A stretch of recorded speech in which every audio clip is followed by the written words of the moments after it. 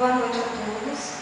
O trabalho dessa noite, que tem o título Como Amar os Vossos Inimigos, tendo como fonte de estudo o Evangelho segundo o Espiritismo, especificamente o capítulo 12 e o Livro dos Espíritos. Então, para saber o que é inimigos, para que possamos amar, sabemos que inimigo é todo aquele que tem opiniões contrárias a nós, que está militando no campo contrário e que são os nossos adversários. São pessoas ou espíritos que normalmente nós fizemos mal a eles ou eles nos fizeram mal. E aí, por que Jesus diz que devemos amar os nossos inimigos? Porque amar quem ama a gente é muito fácil. Amar aquele que nos faz bem é mais fácil ainda. Agora, amar aquele que nos fez algum mal é um pouco complicado, mas é o que é o diferencial necessário para nos tornarmos moralmente evoluídos e superiores aos demais. Não superior no sentido do orgulho avarecido da vaidade, mas no sentido de superior que nos leva até o Pai, que nos leva o mais próximo de Jesus o possível. E quando a gente pensa, amai os vossos inimigos, é um pouco complicado, porque quando a gente tem algum inimigo, normalmente os sentimentos que nós desenvolvemos contra eles ou para eles são sentimentos negativos, de ódio, de raiva, de rancor, de sentimentos que querem nos afastar desses inimigos. Então, como é que a gente pode desenvolver esse amor? É um pouco complicado, mas é necessário e possível, porque se Jesus disse, ele veio até aqui e vivenciou essa experiência. E amou todos aqueles que o traíram, todos aqueles que perseguiram e todos aqueles que lhe crucificaram. Então ele veio e mostrou que é possível amar os inimigos. Está distante da gente? Um pouco. Porque hoje, no mundo em que vivemos, está difícil a gente conseguir amar aqueles que estão próximos, os nossos familiares, os nossos pais, filhos, amigos, quanto mais os outros que nos fizeram mal. Então, quando se diz amar o inimigo, não vamos pensar, talvez a pobreza do nosso vocabulário não pode se expressar o que seria esse amor, mas não é necessariamente o mesmo amor que nós vamos desenvolver pelo nosso inimigo, é o amor que nós vamos desenvolver pelas pessoas que a gente gosta, pelas pessoas que nos fazem bem. Porque isso seria até um pouco contrário às leis naturais. Porque se diz que quando existe a lei de atração e de repulsão, quando a gente gosta de alguém, a gente se sente atraído por ele. Quando nos encontramos com uma pessoa que a gente ama, a gente se sente bem. Nos envolvemos numa energia que transmitimos um para o outro fluidos positivos, fluidos bons, transmitimos amor, transmitimos paz e tudo aquilo que nos faz bem. Mas quando encontramos alguém que não gostamos ou que acreditamos ser os nossos inimigos, essas energias são totalmente ao contrário, são energias de repulsão, porque comungamos sentimentos, pensamentos diferentes, totalmente ao contrário. Então nós vamos sentir uma repulsão, uma energia ruim, um mal-estar, porque nossas energias não são semelhantes, nós não estamos em afinidades. Então, quando Jesus disse para a gente amar os nossos inimigos, ele pediu simplesmente para que a gente pudesse perdoar os nossos inimigos e não desejar a eles o mal. É simples, se a gente pensar na grandeza do que é o amor. Simplesmente não desejar o mal e perdoar.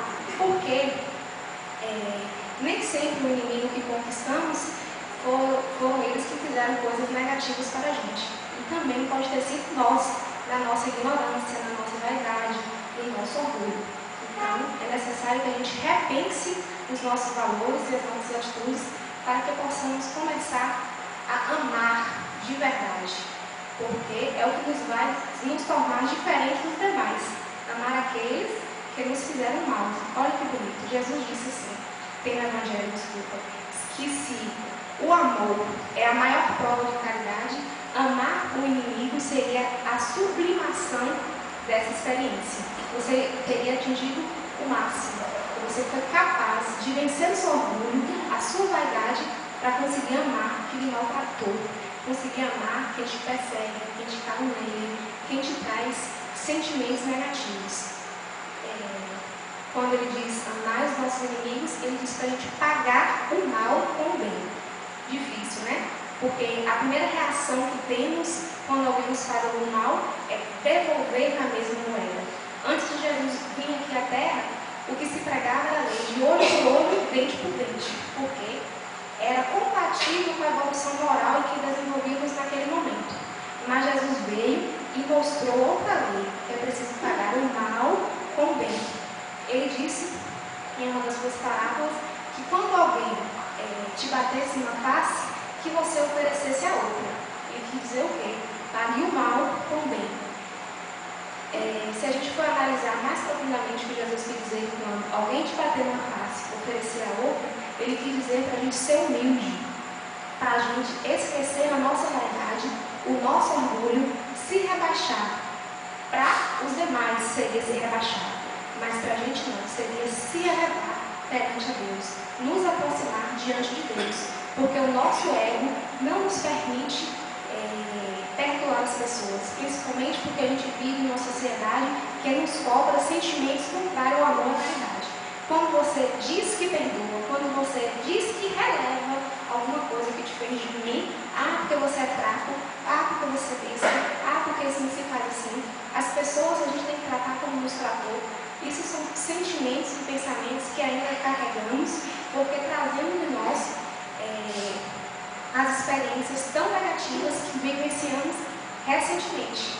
Não achamos aqui que nós conseguimos evoluir. Não, evoluímos muito pouco.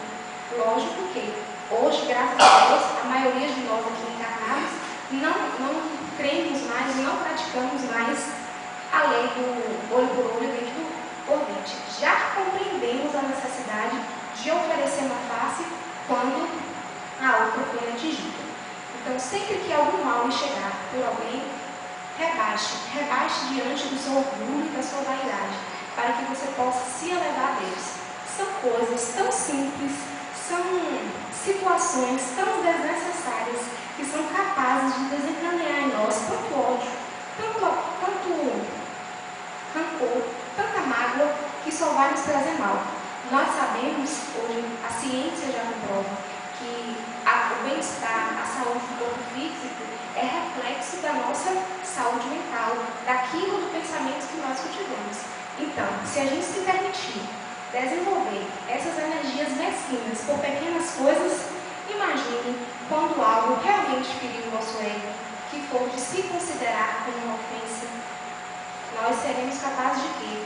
De procurar a vingança. E a vingança é uma coisa que é totalmente condenada, porque quando você se vinga de alguém, você vai responder na mesma moeda.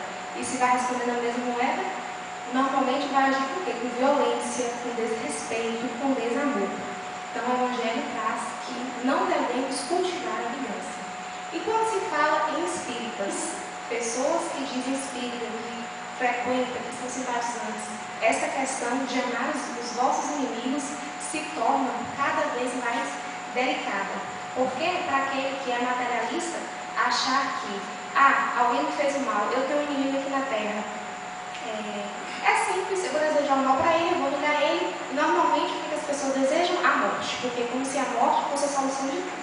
Vai privá-lo de viver essa maravilha que é o mundo que a gente está. Mas é enganos, porque nós sabemos, enquanto espíritas, que esse elo de inimizade perpassa o corpo físico. E mesmo assim, e ainda assim, melhor dizendo, nós continuamos vinculados aos inimigos que adquirimos nesta vida. Ou, muitas vezes também, já trazemos inimigos de outras encarnações, que só vai deixar de ser os nossos inimigos quando a gente aprender a perdoá-los, quando a gente aprender a desejar o bem para ele e mesmo o mal, quando a gente aprender a amá-los. Então, nós que dizemos espíritas, devemos pensar muito antes de dizer que temos um inimigo. E devemos orar e vigiar para que possamos adquirir o perdão desses espíritos. Porque sabemos, como já foi dito, que esses laços de inimizade vai repassar para as vidas posteriores. E o que se frequentemente se observa é que os nossos inimigos são os nossos maiores obsessores. São eles que atormentam as nossas nossas vidas, são eles que trazem as energias negativas, desnecessárias, que nos adoecem, que nos impedem de evoluir. Mas a culpa deles? Somente não. Sabemos que é responsabilidade nossa, ou melhor, corresponsabilidade, tanto dele quanto nossa. Porque se nós desenvolvemos esses sentimentos negativos, essas energias inferiores, nós estaremos atraindo esses irmãos e principalmente fortalecendo esses laços de inimizade que desenvolvemos com algumas encarnações. E nós, espírita, podemos pensar também e compreender melhor, que o Espiritismo vem nos esclarecer muitas coisas que ainda não eram escuras à luz da ciência, à luz da religião. E aí a gente fala, tem pessoas que a gente não gosta de forma nenhuma, sabe que essa pessoa nos trata mal, tenta nos derrubar de qualquer maneira, nos persegue de uma forma geral. Normalmente são pessoas de nossas famílias, são amigos próximos, ou pessoas que a gente nunca teve nenhum contato, mas nos encontramos em um ambiente de trabalho, nos encontramos em um ambiente religioso, na vida social. E por que essas pessoas desenvolvem esse sentimento para conosco? Ou mesmo nós desenvolvemos esse sentimento para com as pessoas, sendo que nessa existência nós não tivemos nenhuma oportunidade de desenvolver essas inimizades. Nós sabemos que são os espíritos que tivemos inimizades, desavenças em outras vidas e que aqui se encontra para que nós possamos reajustar.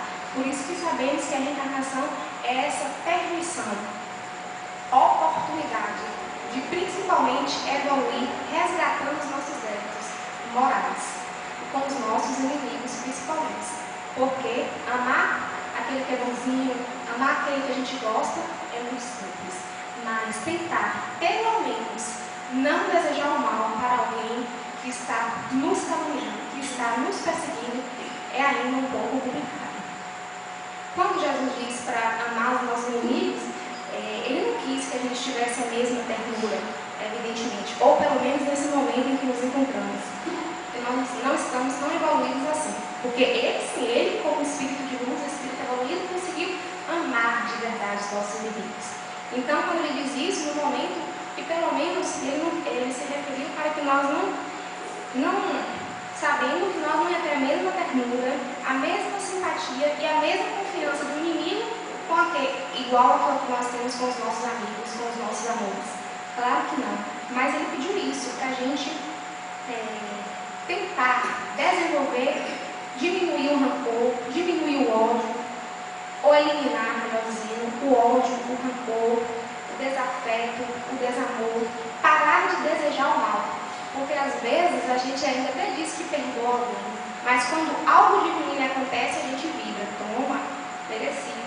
Não precisamos, porque a gente já conhece também a lei de causa e efeito, e sabe que é tudo que a gente plantou, nós seremos obrigados a colher. Então não há necessidade da gente desejar mal para ninguém, de a gente perseguir ninguém, porque a própria vida se encarrega disso, de devolver a ela aquilo que ela plantou nas suas existências.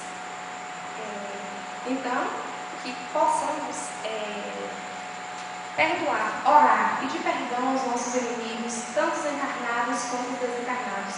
Os encarnados, que a gente possa desenvolver esse afeto mesmo, com muita dificuldade para ser, claro, não temos dúvidas, mas que tentamos desenvolver esses sentimentos por eles. E os nossos obsessores, que consequentemente normalmente são os nossos inimigos, nós devemos orar por eles, desejar o bem, que eles saiam dessas energias negativas, que tanto nos atrapalha quanto atrapalha eles, que impede de evoluir, que impede de chegar até a Deus.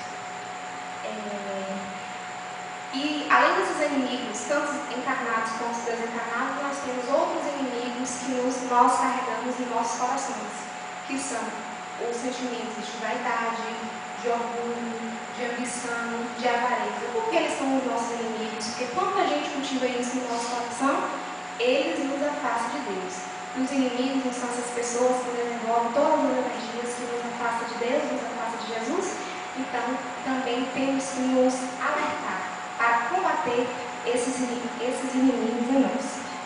Trabalhar o nosso orgulho, para que um simples fato corriqueiro não desenvolva essas energias, porque também quando a gente se torna inimigo de uma pessoa, a gente facilmente contagia aquele que a gente gosta. Quando alguém na sua família está com raiva de alguém, todo mundo toma raiva. Quando alguém na sua família faz uma coisa boa para alguém, um ou dois vai se manifestar, vai querer ajudar também. Mas esse sentimento negativo de inimizade, de rancor, é facilmente desencadeado em todos nós, porque nós ainda carregamos as tendências primitivas, as tendências negativas que trazemos das inúmeras encarnações que vivenciamos. Então, que possamos orar. E uma coisa importante também que a gente vivencia muito hoje, no mundo violento, são os inimigos da sociedade, que são os bandidos, os criminosos. E infelizmente nós ainda vibramos quando um deles são assassinados, quando um deles morre. Será que Deus quer isso para a gente? Deus todo dia irradia sua luz para os bons e para os maus. Quem somos nós para querer que a vida se acabe para aquele que é ruim? Talvez ele também seja vítima dos nossos próprios orgulhos, das nossas próprias verdades, das nossas próprias corrupções, que contribuem para que o mundo seja assim, egoísta, contraditivo, e que nos faz um pouco diferenciado deles. E será que eles tiveram a oportunidade de conhecer a Deus como nós conhecemos? Como nós estamos conhecendo a verdade da vida eterna? Então, talvez eles serão mais amenizados pelo Senhor do que nós, que tendo todo o conhecimento, buscando, estudando, vivenciando como podemos e ainda carregamos essas péssimas impressões e esses péssimos sentimentos de querer que aquele que é o inimigo da sociedade acabe na morte. E a gente sabe que, pelo contrário, deveria vibrar para que eles vivessem mais, para que assim eles tivessem a oportunidade de algum momento conhecer mais rapidamente a Deus. Porque quando esse espírito maléfico desencarnar, normalmente ele vai ser atraído por quem? Por os outros amigos espirituais, a mesma faixa vibratória que vai continuar influenciando o nosso planeta, porque nós só emitimos ao mundo energias negativas, só emitimos ao universo energias poluídas de desamor. Então a gente quer que quem nos rodeia somente esses espíritos. Então que possamos refletir mais e pensar antes de dizer alguma opinião sobre esses espíritos, sobre essas pessoas que consideramos como os inimigos sociais, porque também são responsabilidade nossa enquanto cidadãos e principalmente enquanto cristãos, porque Cristo quer que nós nos amemos uns aos outros, independente da nossa condição moral, porque sabemos que o mal existe em nós por um momento, é passageiro, porque nós desconhecemos a Deus. Quando nós todos conhecemos a Deus de verdade, não mais precisaremos trabalhar os nossos sentimentos, porque nós estaremos evoluídos. Devemos fazer a nossa reforma moral, a nossa reforma íntima, que é principalmente desenvolvendo os bons sentimentos.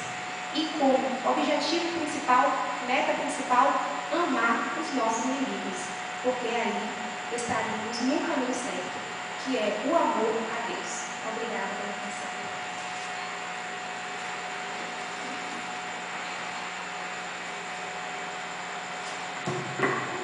Boa noite a todos.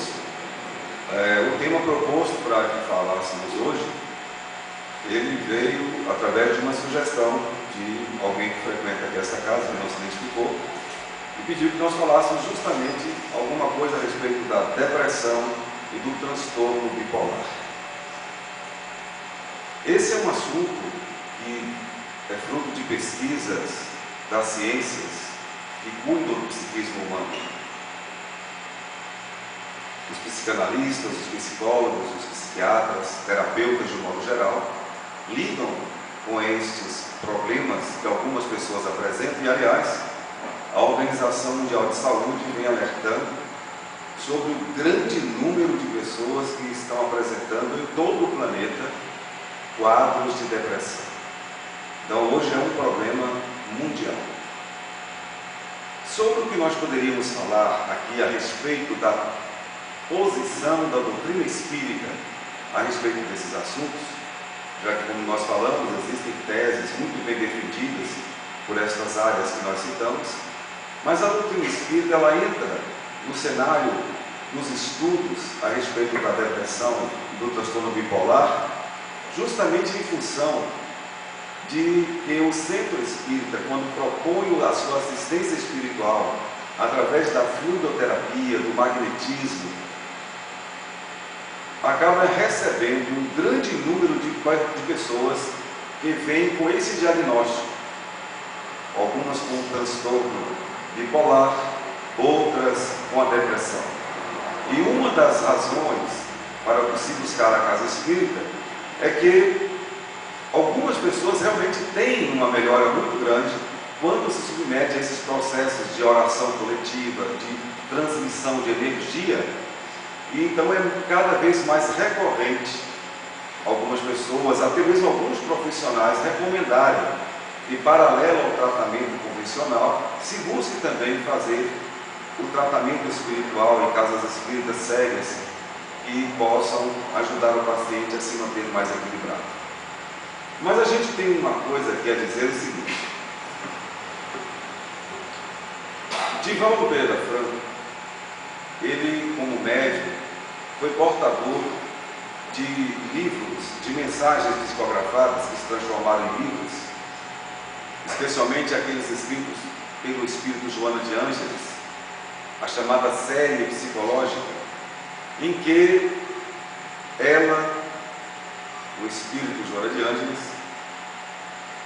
dá uma verdadeira demonstração de profundidade, de conhecimento de causa sobre tanto o transtorno bipolar, como a depressão, como as doenças psíquicas de um modo geral. Ela faz um trânsito literário muito profundo, destacando inclusive posturas de psicanalistas como Sigmund Freud, como Gustav Jung, como a psicologia transpessoal também se coloca, cada uma com a sua vertente, com a sua tentativa de ajudar a compreender, a entender e principalmente propor tratamento para essas doenças que, sem dúvida, trazem grandes desconfortos para quem as tem. Então o assunto é muito vasto, é muito amplo, mas aqui queremos deixar o registro de algumas coisas. Por exemplo, o Espiritismo já detecta, com as pesquisas mediúnicas, nos trabalhos de assistência espiritual, que algumas pessoas são portadoras de simbiose espiritual negativa. E seria uma vinculação profunda entre o encarnado e um desencarnado, que se vinculam através de cordões magnéticos intensos e profundos, inclusive não permitindo o desligamento brusco. Uma coisa é certa: todos os nossos pacientes que detectamos, pelo menos já de 1000 pacientes que passaram pelos nossos trabalhos, que detectamos essa simbiose negativa, porque tem a simbiose positiva também, quando a vinculação é feita por espíritos que nos amam, por espíritos de certa elevação. Então, 100% dos casos de simbiose espiritual, quando analisados por profissionais da saúde mental, o diagnóstico é exatamente isso: transtorno bipolar. Porque dentro do transtorno bipolar existem várias questões a serem levantadas, mas em particular, nas pessoas que têm simbiose espiritual, elas apresentam distorções de comportamento emocional muito marcantes. Pessoas que vão da euforia para a tristeza com uma facilidade incrível. Conseguem alterações de humor de forma muito rápida e muito intensa, aos extremos. Esse tipo de transtorno, quando tem na causa a simbiose espiritual, ele é de difícil controle. mas não é algo que se possa dizer que é o fim do mundo, não tem jeito, porque tem. Não só o acompanhamento psicológico, muitas vezes psiquiátrico, com a ajuda de medicações, que ajudam a estimular hormônios que vão dar respostas positivas nas reações, como também o próprio tratamento espiritual e o aprofundamento na área mediúnica de quem tenha a simbiose, para que através dos campos magnéticos, das correntes magnéticas de sessões mediúnicas sérias, ali se possam ter procedimentos gradativos que vão permitir ao longo de alguns anos, sempre de alguns anos, não menos, um desligamento suave e gradativo. Porque, como dissemos, na vinculação magnética profunda da simbiose espiritual, se houver um desligamento brusco, simplesmente a pessoa encarnada, ela desencarna. Porque há uma dependência da energia, mesmo que seja uma energia de origem inferior. As razões para alguém ter uma simbiose espiritual são as mais diversas. E a gente sempre analisa caso a caso, que, aliás, para todos os transtornos, o ideal é que, como é feito sim, cada caso seja analisado individualmente. Cada pessoa tem suas características próprias, tem suas peculiaridades próprias, tem sua história de vida própria, não só desta encarnação, como de outras reencarnações. Então, uma série de fatores a serem levantados na anamnese para que se possa, então, entender o que foi que levou àquele grau de gravidade numa simbiose dessa natureza. Então, há tratamento, sim, e a pessoa deve buscá-lo, e como faz sempre a Casa Espírita Séria, não só propõe a ajuda através de trabalhos mediúnicos, de trabalhos de desmagnetização pela fluidoterapia, como também recomenda que essas pessoas, paralelamente ao tratamento espiritual, busquem também os profissionais que vão ajudar muito a manter o controle, o equilíbrio destes processos até que tudo se resolva. E é claro, como em todos os tratamentos, toda probabilidade de cura vai depender muito da postura do paciente. As recomendações espirituais, as recomendações médicas, quando bem seguidas, sem dúvida que vão garantir 100% de certeza de que aquela pessoa poderá sair do problema. Em relação à depressão, que muitas vezes também está ligada ao transtorno bipolar com simbiose espiritual, nós poderíamos fazer uma consideração um pouco mais específica. Joana de Ângeles, por exemplo, ela menciona que o depressivo, entre outras características, é uma pessoa que não lida bem com a realidade. É uma pessoa que, quando se decepciona, ela não consegue ter resiliência, resignação para encarar com mais naturalidade e buscar a superação. São pessoas que se entregam mesmo, que desistem, jogam a toalha, como se diz na gíria, de um determinado esporte. E desistem de continuar lutando. Essa talvez seja a maior dificuldade para se tratar a depressão, é a desistência daquela pessoa que não quer enfrentar a realidade da vida. Os desgostos, chamados popularmente, quem não os tem? Todo mundo tem desgostos na vida. Nós vivemos num conglomerado de pensamentos diferentes. Cada pessoa tem uma resposta própria para cada assunto, para cada questão. Então nós vivemos num mundo onde cada um é cada um. E o mais importante nesse processo todo de convivência social, e nós somos animais sociais, não podemos fugir disso, não podemos nos isolar do mundo para não ter problemas, ao contrário, temos que nos misturar cada vez mais uns com os outros, e quanto mais juntos e misturados, e compreendendo as diferenças, é que nós vamos ser pessoas equilibradas, resilientes e resignadas. Por isso que a própria Joana de Ângeles, ela propõe que retomemos um tema, que é um tema universal, mas que deve ser muito bem observado em relação à depressão.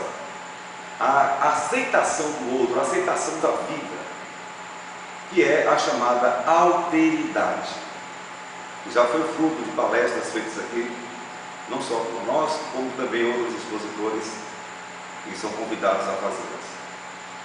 fazer o tema. Nesse caso, a alteridade seria o ponto que devemos nos concentrar. Para nós, essa talvez seja a maior demonstração de maturidade psíquica.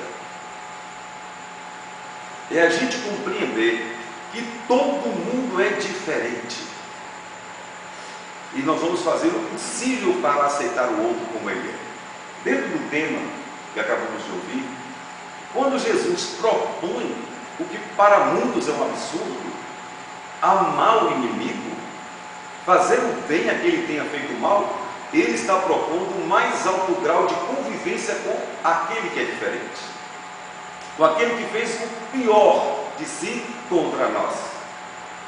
E mesmo nessa circunstância ele diz: ame. Aí aparece o remédio divino, é o amor. Então, para que tenhamos essa alteridade de compreender todo mundo, é lógico, nós temos que ter um sentimento, temos que construir uma afetividade emotiva em relação a todos, o que seria o mais alto grau da caridade cristã, que é a indulgência, que é não se chocar com os erros dos outros, com as posturas equivocadas dos outros, e de uma vez por todas escutarmos a recomendação de Jesus, que é relembrada cuidadosamente pela doutrina espírita, que é aquela recomendação de que não devemos julgar jamais. Tivemos aqui no último sábado a palestra da nossa companheira Evanilda, que já deve estar aí no ar no nosso site, exatamente mostrando a necessidade de nós não julgarmos uns aos outros. Este é um mal que ainda nos coloca na condição de seres inferiores do ponto de vista moral. Quem, eu pergunto, quem nos deu algum tipo de autoridade para julgar e condenar quem quer que seja? Eu gostaria que alguém me respondesse. Em algum lugar está escrito, na antiguidade, na atualidade, alguma ciência, alguma religião, alguma filosofia que fala que tem alguém que autorizou que devemos julgar e condenar os outros? Então, esta postura de julgar, de condenar, faz com que a gente adote um caminho extremamente equivocado do ponto de vista emocional. E nós vamos estar chocados com cada erro, com cada coisa. E olha que nós já falamos até sobre isso agora, esse ano, que muitas vezes aquilo que nós achamos que é um erro no outro, não é. É uma distorção da nossa maneira de enxergar as coisas, porque nós somos pessoas preconceituosas. Nós não temos uma clareza de raciocínio que possamos assim confiar plenamente nas nossas conclusões a respeito da postura dos outros. E temos que levar isso em conta e dizer: quem sou eu para julgar alguém? Se nós fôssemos, por exemplo, espíritos elevados moralmente e intelectualmente, teríamos então o direito de julgar os outros? Mesmo se nós tivéssemos, não faríamos. Porque uma das características de alguém que chegou a padrões elevados de compreensão humana é justamente não julgar e não condenar. Por isso que para Jesus é fácil. Ele fala: ame o inimigo. E ele enxerga no inimigo um doente, alguém que vai sofrer as consequências do mal que nos fez, pelas leis naturais de justiça do universo. Então, por que a gente tem que tomar a palmatória para castigar o outro? Deixa que cada um vai sofrer as consequências do que faz de si mesmo. Há uma frase que está numa canção do grupo Charlie Brown Jr., que diz assim: as nossas escolhas dirão para onde iremos. É perfeito isso aí. É consentâneo com o que há de mais justo em termos de lei de ação e reação. Então cada um recebe da vida o que dá para a vida. Por isso que Jesus pede que a gente tenha essa inteligência para compreender. Não percamos tempo, energia, força, pensamento, palavra, ação em querer perseguir o outro, condenar o outro, agir de alguma forma contra o outro, por acharmos que o outro é merecedor de todos os castigos e deméritos. Isso é alteridade, é resignação, é resiliência. E quando a gente tem essa postura, não tem como desenvolver depressão. É impossível, é o maior preventivo contra qualquer transtorno, contra qualquer desconforto íntimo. E para concluir, vamos relatar aqui brevemente uma história que faz parte daquelas histórias em que os repórteres de Além Túmulo, o espírito André Luiz, juntamente com a equipe espiritual que o assessora, nos mostrou, por exemplo, uma senhora que desencarnou com depressão. E quando ela foi recolhida no mundo espiritual, com aquele tormento íntimo, depois foi levada a uma enfermaria para começar o processo de reabilitação. Quando o médico do mundo espiritual foi ler o prontuário para saber o que foi que tinha acontecido para ela chegar naquelas condições, ele leu no prontuário, vindo dos médicos socorristas que a levaram para lá, para aquela enfermaria. Causa da morte: suicídio. Quando o médico leu isso, a mulher, agora um espírito, pulou da cama e disse: nada disso, doutor. Quem disse que eu me matei? Não, esse diagnóstico está errado. Eu não fui suicida. Eu apenas morri de desgosto.